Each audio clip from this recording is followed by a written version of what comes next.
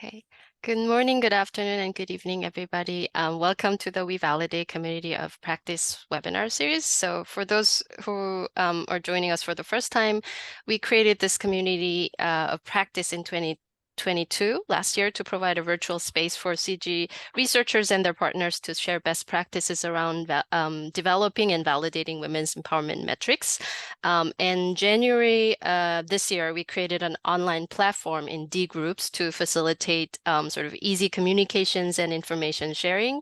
And we currently have about 140 members in the community. So if you're not part of the group and interested in joining us, please subscribe using the link that I'll just share in the chat in a minute. And today's webinar is on the development of a women's empowerment metric for water, sanitation, and hygiene, or WEAI. And it'll be presented by our two colleagues at IFPRI on behalf of the whole WEAI team. So Jessica Heckert is a research fellow in the Poverty, Gender, and Inclusion Unit at IFPRI, and Simone Fass is a research analyst also in the PGI unit at IFPRI. And after their presentation, we will invite Mita Pradhan, our discussant, to share her insights about the work that the team will be presenting. And just briefly, Mita is a senior research scientist at the Institute for Social and Environmental Research, Nepal. She's also a senior research fellow at South Asia Institute of Advanced Studies and a senior fellow at Instituto de Motena. And as usual, please use the chat to ask questions. Just engage with the speakers and participants and share your comments during the webinar. And without further ado, I will hand it over to Jessica to take us forward. Over to you, Jessica.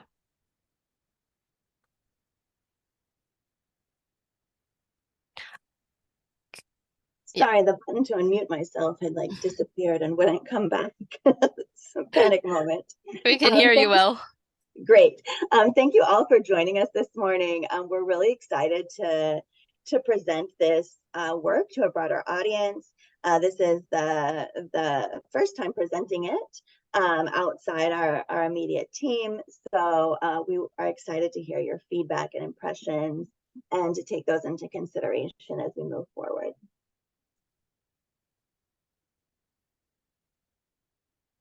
So briefly, this effort was thanks to a large number of people whose names are listed as co-authors here and who come from a wide variety of institutions, not just IFPRI, but the Lilongwe University of Agricultural and Natural Resources in Malawi, TLT, a research partner in Malawi, and New Era in Nepal. As well as some of the individual affiliations of other co-authors. And we've received financial support from this from USAID. So let's start by talking a bit about the importance of gender in the WASH sector. So the Sustainable Development Goals, particularly SDG 6, highlights the need to ensure availability and sustainable management of water and sanitation for all. Target 6.1 and 6.2 emphasize equitable access to water and then sanitation and hygiene, respectively. And target 6.B focuses on the collective nature of all of this. So many WASH interventions focus on women, but few focus more specifically on empowerment. And that's sort of been an issue that's brought up by several scholars recently. And then in our own review of gender-sensitive WASH indicators in preparation for this, we looked through all these gender-sensitive indicators and we identified, which ones exactly we're looking at empowerment and which ones we're looking at other components. And we found that only 10% of the indicators we identified were focused specifically on empowerment. So we want to take a step back and frame this a bit more. So thinking about what does empowerment mean in the context of gender responsive development programs or gender sensitive work in general. One of the frameworks that was developed and has been commonly used to frame how we're thinking about empowerment is this reach, benefit, empower, transform framework. So our reach, programs that aim to provide or to reach women are those that are basically including women in program activities. They might support women's transportation, have activities at convenient times. Benefits are along the lines of increasing women's well-being and access, in this case, access to clean water or safe toilets. And so it goes beyond just reaching women, and they're aiming to see direct benefits accrued to women. They may be, improved well-being, improved quality of life. Empower is sort of the next step along this, and this is the idea of strengthening the ability of women to make strategic life choices and put those choices into action. So increasing women's agency, involving men, shifting gender norms and attitudes among participants. And then transform goes beyond empowerment and is aiming to change gender norms and attitudes at a larger scale within the community, or maybe even beyond the community. So framing that in WASH interventions in particular, we think of a WASH intervention with a reach focus. It might be one that aims to increase women's knowledge of improved menstrual hygiene products, to target women and girls to attend sessions, or there might be some strategies that it uses. And they might measure this by saying, okay, what are the number of women and girls who are attending informational sessions? Benefiting them might, go on to, providing or giving them access to these particular products. Indicator might be the proportion of women and girls of a certain age who are using improved products. Looking at empower, how can we go beyond this? And so increasing women's and girls' belief in an ability to do normal activities and go about their normal life when menstruating might be an example of an empowerment objective. And such projects might raise awareness about the consequences of exclusion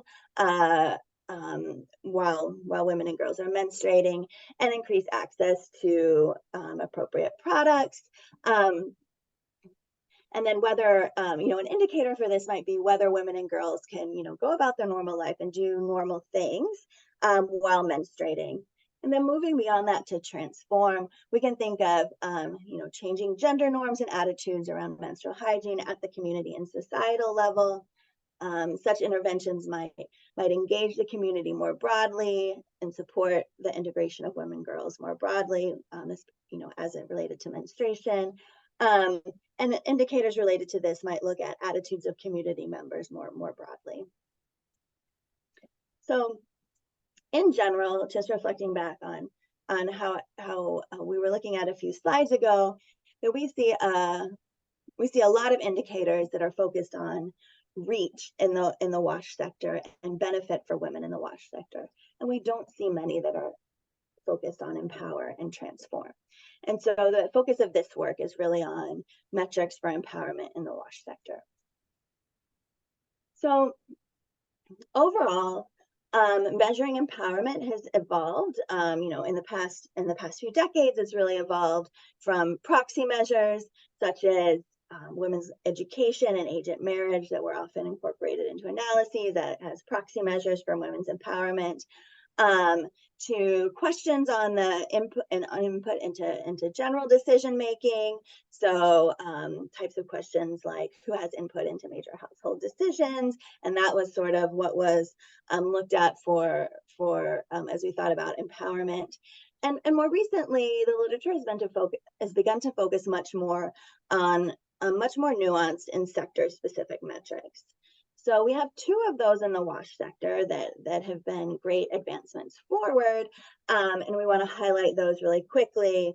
So one is the Empowerment in WASH Index by Dickon and colleagues. So this was built largely off the WEAI with adaptations of each indicator that were focused on the WASH sector.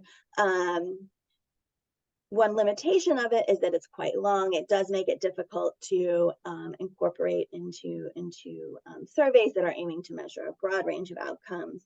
And the development of it was limited to Burkina Faso. So it's difficult to establish viable cutoffs when data have only been collected from one context. Another advancement was the agency resources and institutional structures for sanitation-related empowerment, or the ARISE scale, led by Sinha Roy and colleagues.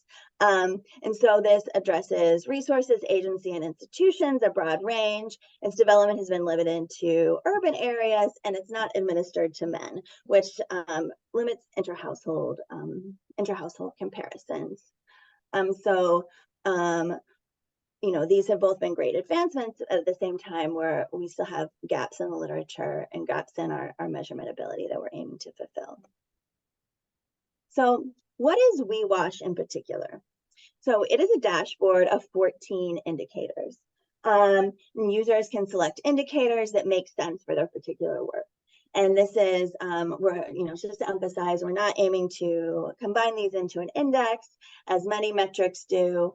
The motivation was that there's really a need for some specific indicators that are short and can be adapted to a broad range of different projects and different types of WASH-related projects.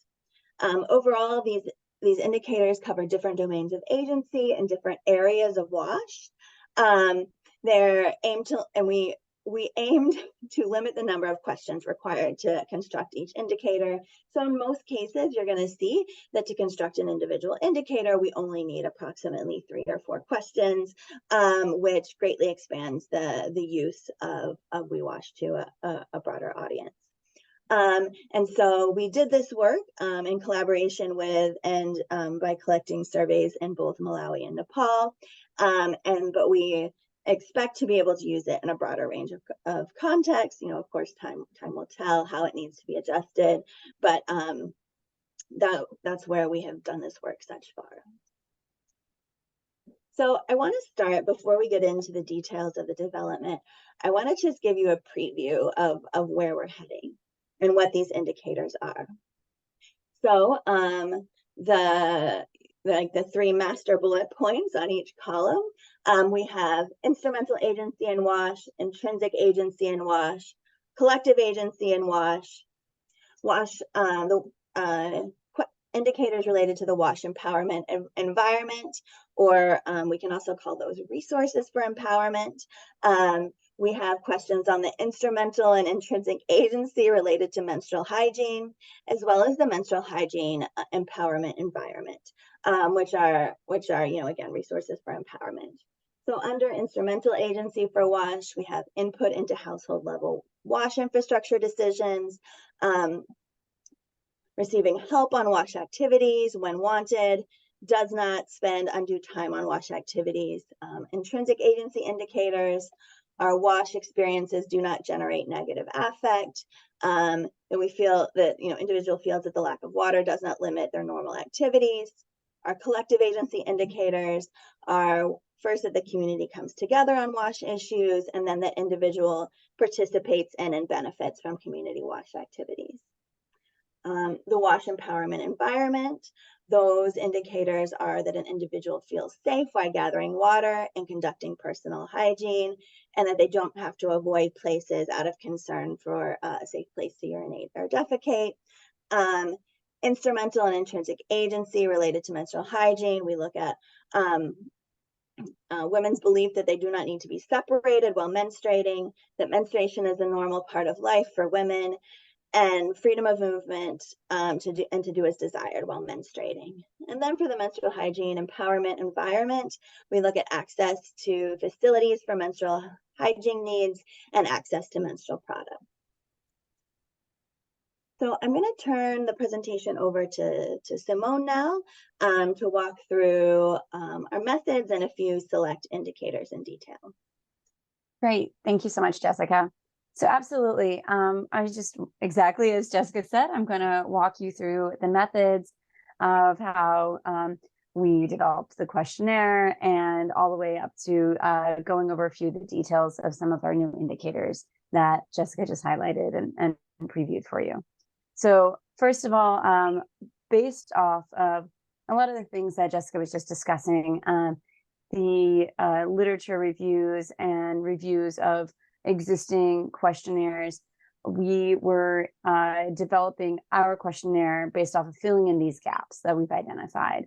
We wanted to make sure that the questionnaire and the indicators that we developed would cover all these different types of agency, and especially focus on those indicators that capture empowerment, as we're missing that and have a large emphasis on reaching benefit. We have went through several iterations of feedback from in-country partners, from the data firms, from gender specialists, and as well as specialists on our team, and with external organizations. And then we went and we were able to conduct cognitive interviewing, which I'll go over in a bit more detail in just a moment, in Nepal, and where we were able to have in-depth, long-form, open-ended surveys with 36 women and 18 men to go over each module that we drafted. And then that occurred last year in October. And then this year, earlier this year in March and April, we were able to do a pilot of the WeWash modules that we developed and conduct that pilot as a household survey in Malawi and Nepal. And from that, we had gathered data, and we were working with the data to turn it into the indicators that Jessica just previewed for you. All right, so next slide, please. So when we were able to do the, next slide, when we conducted the cognitive interviewing, after we got the results back, we did make several revisions based off of this cognitive interviewing. And here you can see we've sort of laid out in the different modules that we have, which there are 7 modules that we piloted in that cognitive interviewing. And we made sure to identify different types of errors and rephrase or change some of the questions. So for the most part, we were rephrasing some questions to make sure that they were more clear and our respondents were able to respond in a way that they were able to find the answer better. So that's a retrieval error. And so they were able to say, okay, this is the kind of answer you're looking for. I have this information in my mind. So we had to rephrase some of our questions to help the respondents understand what kind of answers we were looking for. There were also a few questions that had Likert scales that were confusing or too long. Maybe that's not how respondents wanted to respond. So we had to adjust some of those Likert scales. You know, are we looking at a scale of 1 to 4 or 1 to 10? So we had to identify ways to make it easier for the respondents to respond naturally and with confidence.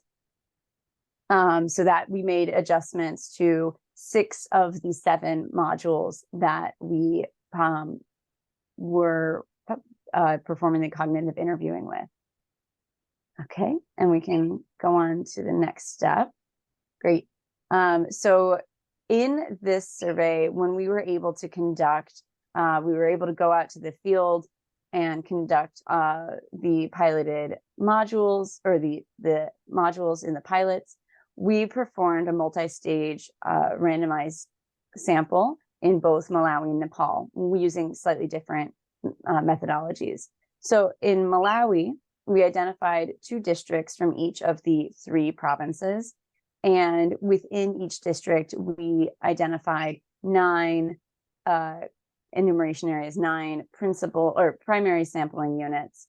And within each district, and then within each primary sampling unit, we collected information from 15 households. And in Malawi, due to a relatively high number of women-only households, we were collecting from households where there had to be at least one woman eligible in the target age. However, if there was also a man available in the target age, we interviewed him as well. And so we were aiming to collect from as many households as possible where there was both a woman and a man available, but the eligibility only required that a woman was available. In Nepal, however, we were randomly selecting 11 rural districts balanced across the regions. And then within each district, there were 5 primary sampling units. And within each PSU, there were 15 households where data was collected. And in Nepal, it was required for eligibility that there was both a man and a woman in the target age ranges available to be interviewed and who were able to be interviewed. So the age range for women and men were based off of how the Demographic and Health Survey defines their eligibility. So for women, this is ages 18 to 49. And for men, they had to be between 18 and 64 years of age. So that was the same for both Malawi and Nepal. When the enumerators were collecting the interviews, they were doing this on tablets using CAPI methods, and then the data was sent to us on a regular basis, so we were able to do data checks and make sure everything was going as desired, and and we were able to make sure that the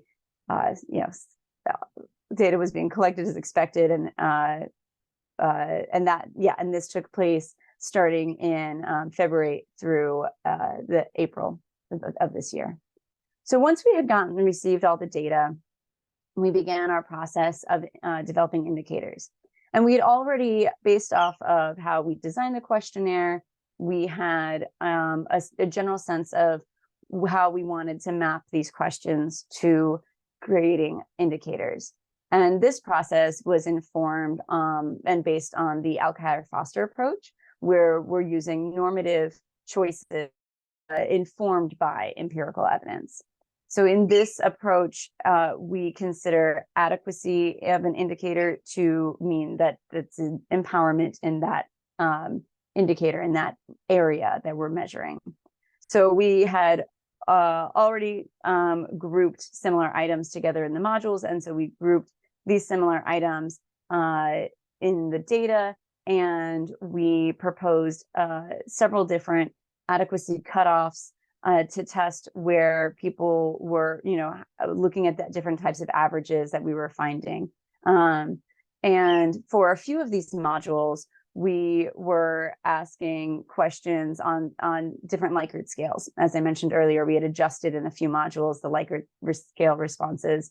And so we were deciding, okay, do we want people to always fully agree on all items? Or do we want people, maybe there's some more flexibility that people can partially agree or fully agree? Or at what level are we going to, how strict are we going to make these cutoffs? So we conducted exploratory and confirmatory factor analysis to group these items and also to look at some of those adequacy cutoffs. And then the indicators were constructed based on items that were a single dimension from this factor analysis.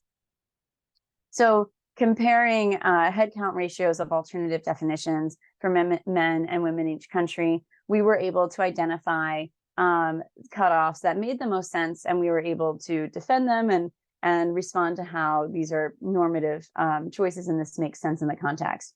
And we were able to also share this information at several different points with our in-country partners and get their feedback of, does this look right? Does this feel right? And get their ideas of additional things that we should be considering when we're identifying these indicators and these cutoffs.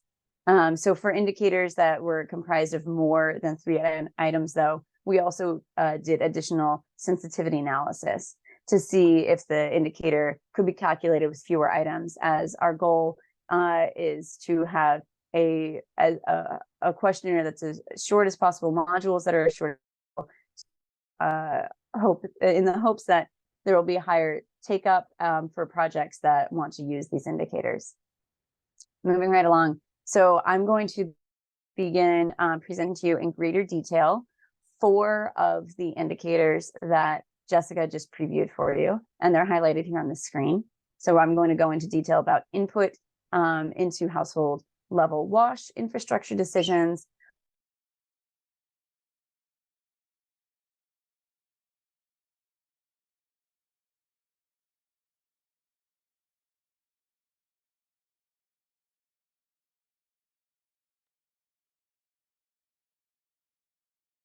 Is Simone frozen? Hello? Yes, I also don't hear Okay. from, yeah. So I will go forward with presenting then until she unfreezes. Are you back, Simone? I think Oh. Simone's back. Yeah, We you lost froze. her. Yeah, Oh, for about 30 seconds. oops, All right. sorry. So let's go into presenting each indicator. Go ahead. Can you see me now? Yes, We've always can- been able to see you. We just couldn't. It was frozen. Yeah. Oh, go what ahead. was the last thing okay, what did I? I think it's Oops. fine. I think people were able to read what was on the screen for the last one. So go ahead and start with this indicator here. Okay, apologies for that. Okay, great. So yes, for input into household wash infrastructure decisions, this indicator is derived from questions in Module A, which is based on intrinsic and instrumental agency in wash. And for this indicator, we are looking at people's responses based around 4 different activities and types of infrastructure decisions. So first, for each activity, we first asked if your household needed to make a decision of whether or not to do this activity and how to do it, who would most likely make that decision? And people could respond for up to 3 different household members, or even including 3 different people, including non-household members. And then if they were one of those 3 people, we then asked them, how often do you think that your input would be part of the decisions, whether to do this activity and how to do it? And the different activities, the 4 activities included: build, install, or improve your household's latrine or toilet facility, build, install, or improve a cistern or large water storage drum, build, install, or improve a water source, for example, a well, pipe, tap, or pump, and purchase equipment or materials for treating household drinking water. So to be adequate in this indicator, the respondent would, first of all, this would have to have said that this activity was relevant and applicable to their household. They would have to be one of the named decision makers, and their input would have to be taken into consideration sometimes or always. So when you're looking at the response options, that means that their response codes were 2 or 3 for that last question in the last column. The respondent could also be adequate if they are the sole decision maker, and they could also be adequate if they're not a primary decision maker, but their decision is taken into consideration. Okay, on to the next slide, please. And here we can see the values, the results from our pilot study. And you can see that overall in both Malawi and Nepal, men have a higher level of adequacy in this indicator than women. And in Nepal, it was particularly high. And we did additional level of analysis that showed that there were significant differences in both Malawi and Nepal across the geographic regions for these different regions and provinces where the data was collected, as well as age groups. And in Malawi, women in particular, from women-only households had higher levels of adequacy than women from dual-headed households. But we're going to move right along in the sake of time. But yeah, these are our overall averages. And let's move on to the next one. Great. So community comes together on wash issues. This indicator is derived from questions in Module B on collective agency in WASH. And there's 3 items in this question, in this indicator. And these questions asked about if whether on a scale of completely disagree to completely agree, how people responded when asked how their community comes together to resolve issues or find a solution if there are problems with the water, sanitation, or hygiene situation. And to be adequate, the respondent has to have either partially agreed or fully agreed to all 3 of these statements. Next slide, please. And here we can see that comparing Malawi to Nepal, in general, overall, both men and women in Malawi reported a much higher, or had a much higher level of adequacy in this indicator than in Nepal. And we believe that there are some aspects of the community structures in Malawi that result in often having committees that deal with WASH issues and problems. Like if a borehole were to break down, people said, that there's a committee in the community that would make sure that these kinds of problems are resolved and mended, and their solution is found. And that structure doesn't exist in the exact same ways in the Nepal context. Okay, moving along. Does not avoid places for concern of safe place to urinate or defecate. This indicator is derived from Module D, which we called Freedom of Movement and Sanitation. And it is based off 4 items. And to be adequate, and these 4 items are locations either in their community or nearby. And they respond, and this was only asked to women.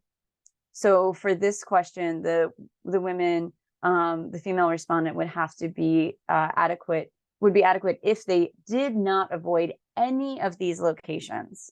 And we found that in this indicator, looking at the next slide, we can see that overall, there were generally high levels of adequacy, that people were not avoiding any of these 4 locations because of fear of or of concern of a place to urinate or defecate. But when you look at the different items, it was very interesting as women in Malawi were avoiding marketplaces for fear of there was not a safe place or an available place to use any toilet facilities in marketplaces. And we feel like this kind of indicator could be especially useful when you're trying to understand WASH policies and how interventions can improve community resources. So moving on to the next slide. Women do not need to be separate when menstruating. This indicator is derived from Module E, Intrinsic Agency and Menstrual Health, and it is comprised of 3 items, 3 questions, and respondents were asked if they, on a scale from completely disagree to completely agree, if women needed to be separated from other people, certain places, or that they could not prepare food when menstruating. And in order to be considered adequate, the respondent had to completely disagree or partially disagree with all 3 of these items. And we found that in Malawi and Nepal, next slide, women in Malawi were much less likely, and this indicator, this module is only asked to women, that we found that women in Malawi were much less likely to say that women needed to be separated from others, from certain places, or from preparing food while menstruating as compared to Nepal. And this did, these results were a bit as expected based off of our understanding of cultural norms around menstruation in these 2 different contexts. And Nepal tends to have a lot stricter cultural taboos around women's movement and activities during menstruation. Okay, moving on. Great, I'm gonna jump back in here. So as we highlighted in the beginning, the idea is with this indicator that, with WeWash in general, is that it functions as a dashboard, and you can select key indicators that are appropriate for your project or your context. So we have generically thought of a few ideas for projects, but I think it's important to note that some of actual projects that develop may have more subtlety around different aspects of this.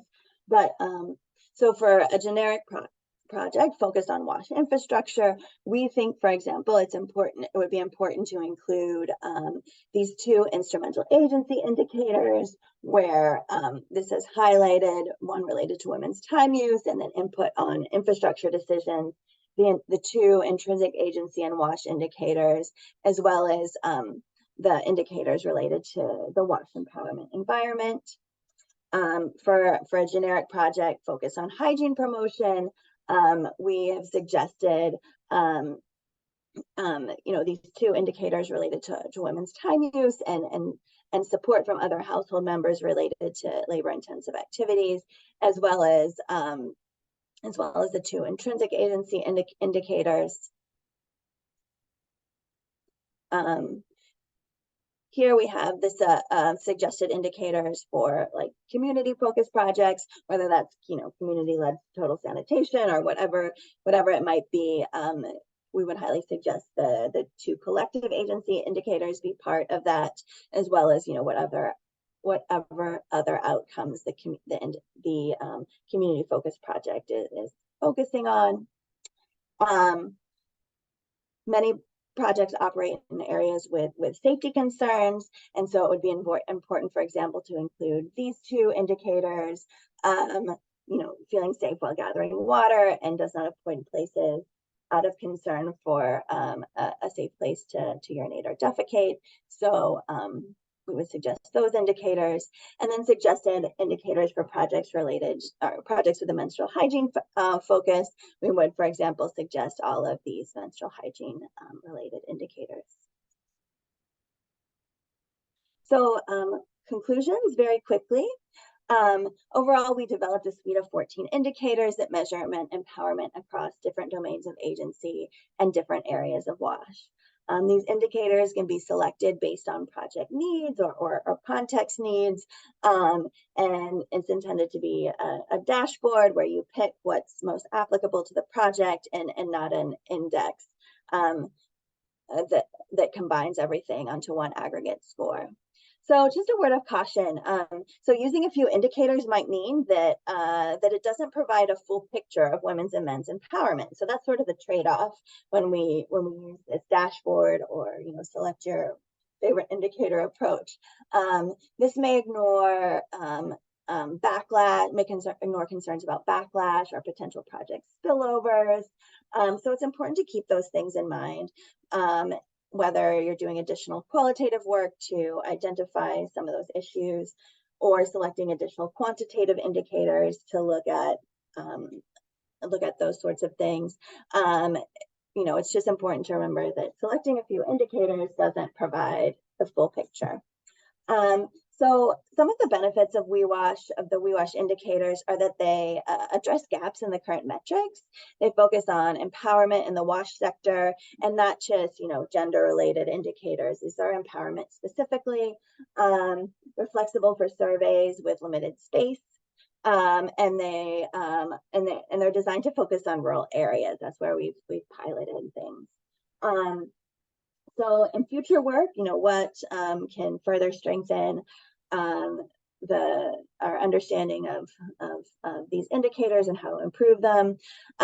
We suggest further assessment of divergent and convergent validity, and those are actually available in the data to do so, which is not part of the current scope of work we are focusing on.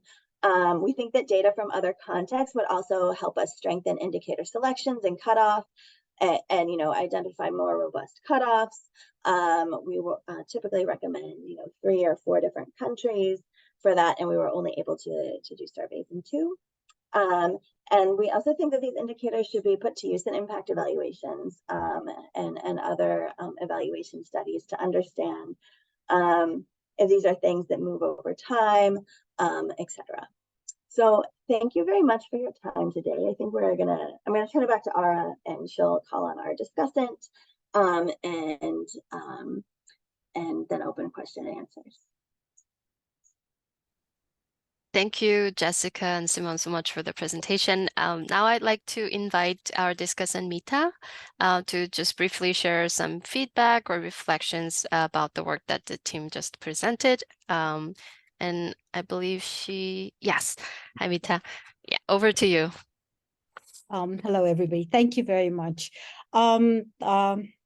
I really don't have a whole lot to add to what has been presented. And I think the presentation was done very well in a pretty coherent manner. So, and I also hope that people here in the webinar will be looking forward to reading the full report and, the intricate details of it. So what my role was to, along with other colleagues, was to sort of focus on the context specifics and to sort of give feedback on, whether it seemed right or not in the context of Nepal and what kind of intricate details would have to be taken into consideration. So along with another colleague, I really enjoyed doing that. I liked the use of the reach, benefit, empower, and then transform framework. I come from a development practicing sort of background, worked with INGOs a lot, and we worked on WASH issues in the past. So this was of particular interest to me in terms of not just how to look at the empowerment aspects, but then move along to transformation. So this has the potential to sort of help development agencies and even governments to sort of think through, some of the details. So I like that very much. But as I was looking at, the Nepal context, and like I do with a lot of other sectors as well, in the end, even in WASH, it's the challenges, continue to sort of have this traditional discriminative gender norms, at the very roots. And sometimes I feel that if we could just address the gender norms and the attitudes and, behaviors per se, we would be able to solve a lot of different problems in a lot of different sectors. That's where the crux is. We are seeing a lot of changes in Nepal, but it's slow, and for people like us, it's not going fast enough. So that is, I believe, at the root of many of the issues that we're trying to look at here. What I also liked was the details of, looking at the intersection of caste, ethnicity, and region in Nepal, because there are important differences. It's very critical. We still have caste discrimination practices going on, not only in rural areas, but urban areas too. In rural areas, more connected with WASH issues, water, access to water in particular, less so in urban areas, but caste discrimination is still a huge issue in Nepal, and particularly in relation to the Dalits caste group, both in the hills and in the plains, in the Tarai. So looking at, the caste factor, and also the region, like I mentioned, the mountains, the hills, and the Tarai, they have differences, not only access to water, but also the type of water and the cultural sort of practices of how water is used. So looking at that, testing those indicators in these three regions, I think was very important. And I think, the team was able to do this quite well.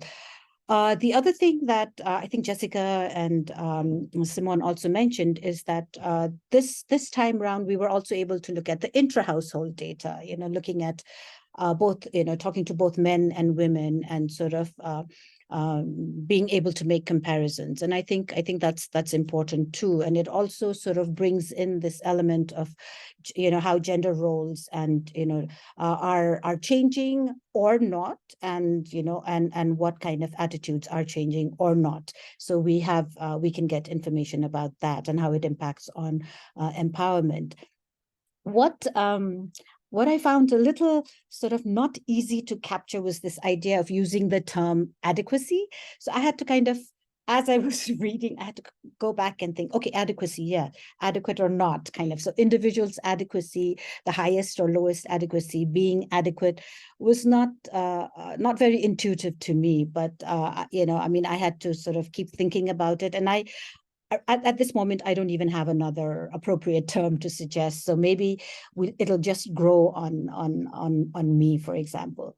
Some of the results in the Nepal specific, findings were also a little bit counterintuitive, and both my colleague and I sort of pointed those out.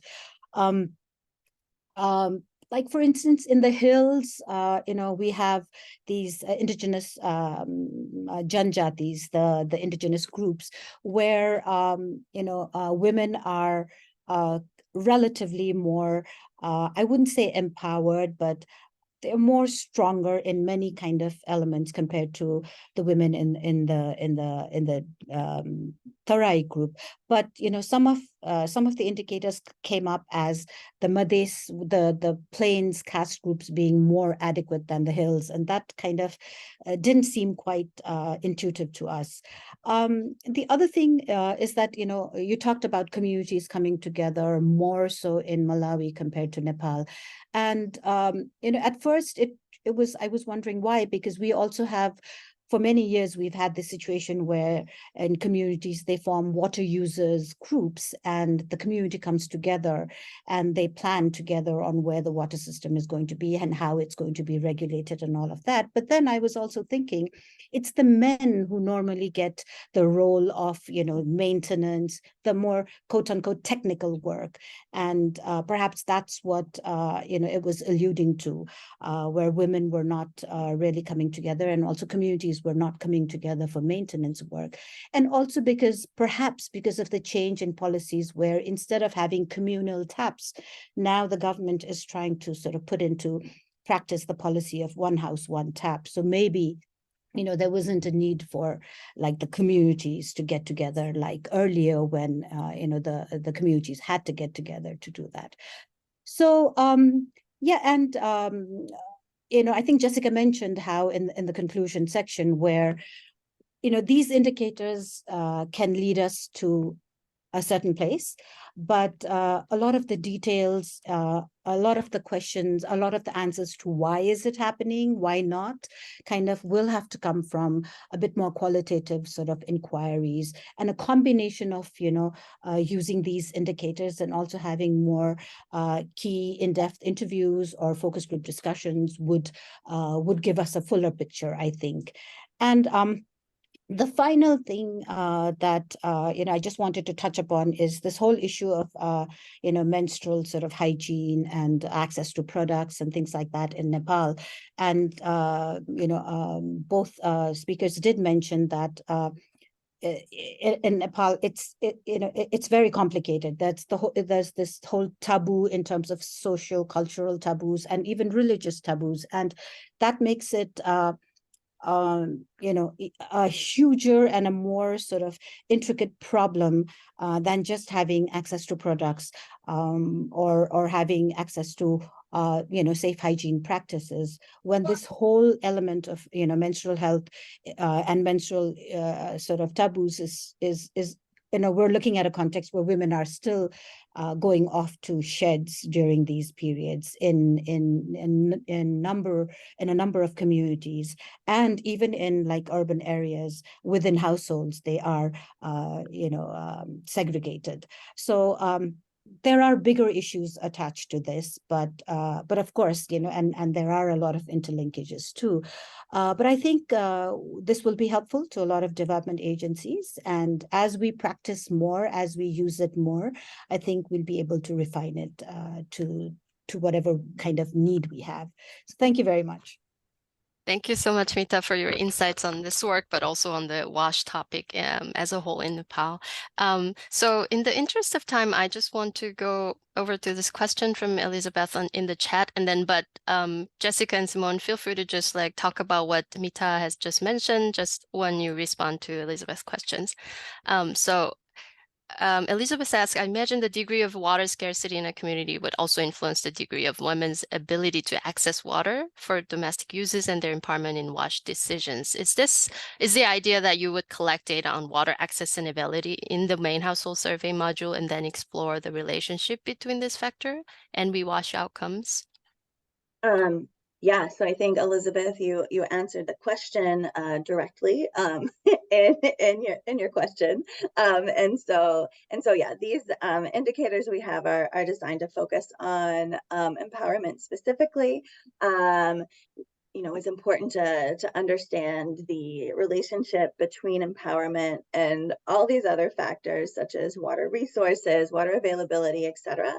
And so the metrics we are developing with WeWash are sort of the tool for the empowerment part of things, but ideally these will be, you know, collected with, you know, a lot of other indicators. In our household survey, we included a number of things. We certainly didn't include everything. And so there's a lot of potential for further work on looking at the relationship between empowerment as measured by the WeWash indicators and other aspects of the WASH environment. I'll just respond quickly to Mita. I thought your comments were really great. And I think sort of overall, it begs the need for us to sort of look to do a lot more sort of thorough analysis around these dynamics in the community, in the different communities, and certainly that can be done with qualitative work as well as I actually think there's a good bit we can do with further quantitative work as well. So those are exciting new areas for us to consider. Thank you. Thank you. So Yaeyoung just posted a question in the chat. Would you like to just come in and ask, Yaeyoung? Yes, Sarah. Thank you so much for the presentation. I'd like to learn more about the sampling design in the household survey. So I look at the Malawi and Nepal case, and it seems to be different. I think you explained that some samples in Malawi were not randomly chosen, and you added randomly chosen samples as well. So I'd like to learn more about the sampling frame. Sure. So in the case of Malawi, just to clarify, it wasn't just 2 districts in Malawi. It was 2 districts from each of the regions, and the idea was that we wanted to ensure diversity across the sample. And then when we got into, once we identified the specific districts, we did do a random sample. So we randomly selected the primary sampling units within each district, and we randomly selected the households within each primary sampling unit. And the motivation for that was really to ensure at the district level that as we reviewed the districts, we wanted to make sure that we were getting both linguistic and ethnic diversity, as well as you know, whether they're near the lake region, whether it's an area sort of prone to flooding or an area that's been under more stress from cholera recently, et cetera. And the purposeful sampling at that first stage allows us to ensure some diversity in that way. So that was the motive for that. Yeah, thank you for the helpful answer. Could I ask an additional question? Sure. Thank you. For the individual characteristics, age range of randomly selected women is 18 to 49, while randomly selected men are 18 to 64. Is this something that the survey team expected? We designed our survey and with these age ranges in mind. And so for an order in Malawi, for a household to be eligible, they had to have at least 1 woman respondent in the target age range. And the idea is that via random sample, it would be possible to get approximately 2/3 of households. If you're identifying a woman of that age, 2/3 of those households, you're going to get a man as well. And for us, that was sufficient for that number of men was sufficient for indicator development. It wasn't going to work out that way in Nepal. And so that's why we did a little different each country and made those trade-offs.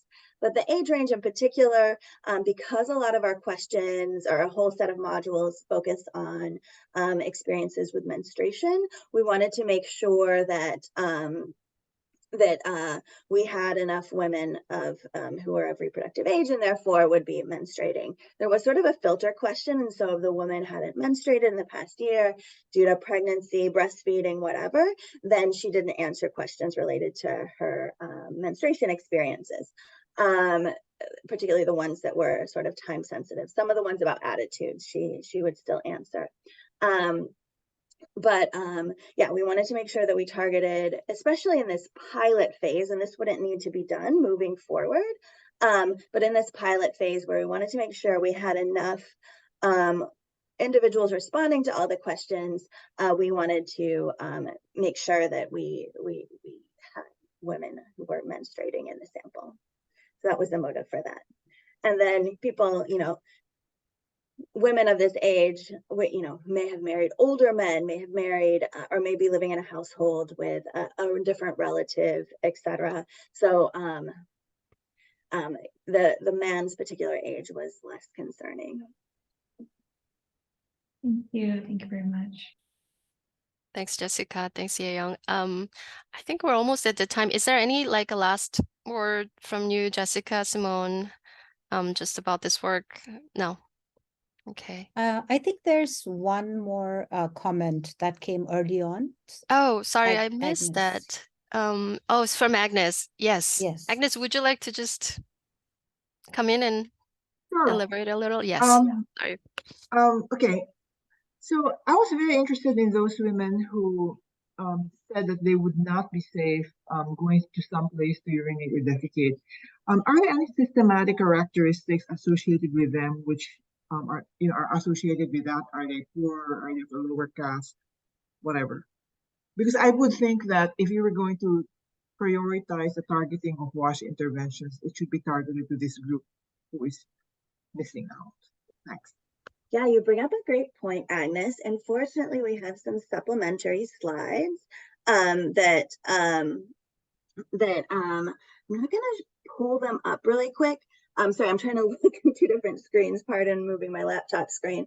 But essentially, comparing these in both Malawi and Nepal, we saw big differences in these by region, and we didn't necessarily see difference in these by the individual characteristics we looked at, which were wealth, age, education, caste in Nepal, and then the addition of, instead of caste, household type in Malawi. But we saw big regional differences, and so in Nepal, the women who were that were the highest level of adequacy were those in the hill region, where 95% sort of, were able to go places without concerns about a place to use the toilet, but only about 50% of women in the mountain region were able to go places without concerns of using a toilet. And then the Terai region sort of fell in the middle there. The differences in Malawi were significant as well, and both the central and the north region, there was around 70% of women didn't avoid places out of concern for a toilet.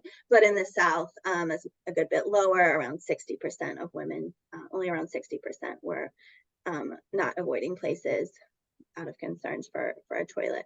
But yeah, I agree that further analysis in this would be really interesting, from a much more subtle or nuanced multivariate approach, etc. So there's a lot of potential to use the data we've already collected, which is exciting. And I do want to add that technically speaking, they themselves might not feel unsafe going to these places, but they might not feel like there's an adequate toilet facility. Like it might just not exist there. So it's not the word safety is in there, but it's a concern for a toilet facility that is adequate. It's a little, that's a slight nuance off of them feeling unsafe there, but specifically just around the toilet options. Yeah. Thank you. I'll just quickly flag that the report will likely come out in the next, like in a month or so. We have to take into account all the suggestions that have been made over the past few weeks, and then we'll send it for review, and hopefully it'll be published by it pretty shortly after that. So hopefully you can all have a chance to see it then.